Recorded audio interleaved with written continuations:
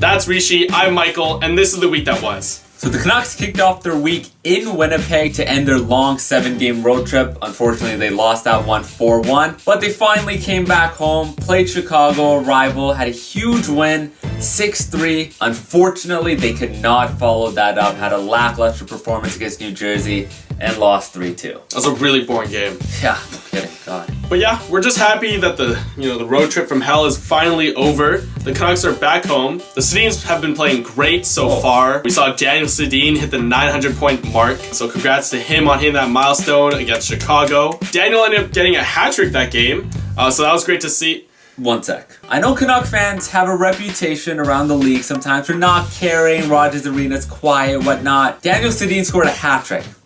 There was one hat on the ice. One hat! One hat! Look, I know hats are expensive, but guys, please, come on. This is probably like our only hat trick we're gonna see this year. And it was Daniel's 900, one hat! But yeah, anyways, that was brutal. But what wasn't brutal was Henrik's pass on Daniel's second goal. Oh my, holy crap. I don't even have words for that one. Like, that sauce. Delicious. Oh, yo, nice. But it wasn't all sunshine and hat tricks. There were still some dark spots. The main glaring dark spot was definitely the defense.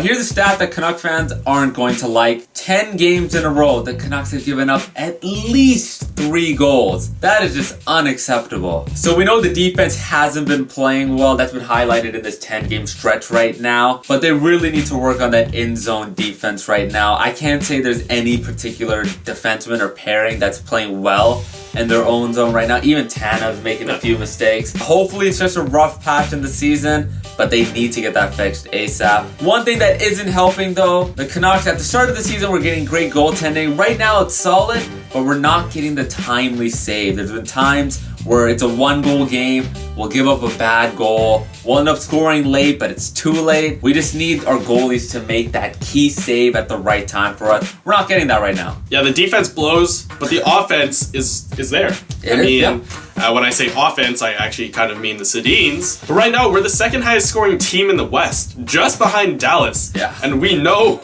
what Dallas is made of. So it's pretty impressive.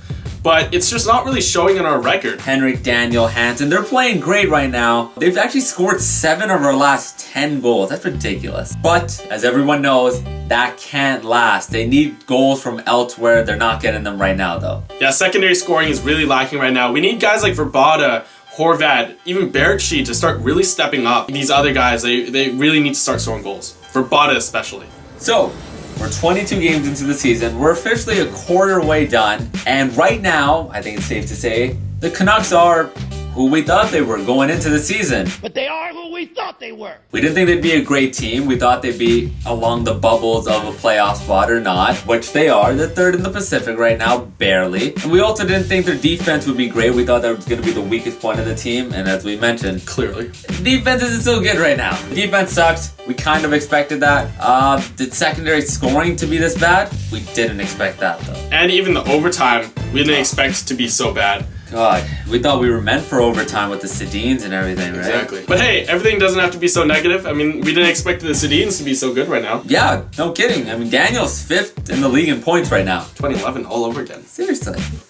Why you gotta bring that up, man? Yeah, like we said, the Canucks are around where we thought they were gonna be roughly. You know, they're a bubble team. Let's face it, they're a bubble team, and that's something that Canuck fans have probably got to expect going forward as well. I mean, we're lucky that the Pacific sucks so much this year. Yeah. Who would have thought that? But if we're making the playoffs, we're making the playoffs because the Pacific is not good. I don't know if it's gonna carry on. I have my doubts. But hey, you gotta be positive, right? Now, we should mention the fact that the team hasn't really been particularly healthy for a long period. Not many teams really are, but we don't know what this group can do when they're all healthy together. Unfortunately, it doesn't look like they're going to be healthy together for a little while now because Brandon Sutter is out for another 2 weeks at least. And Ben Hutton just revealed today that he'll also be out an additional 2 weeks. I shed a tear. Video point streak ended today. It's a sad day.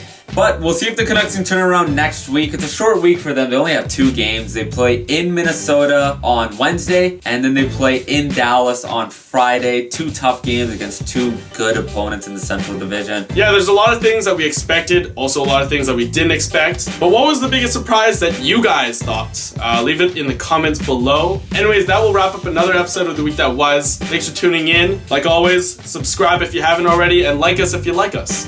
But we will see you next week.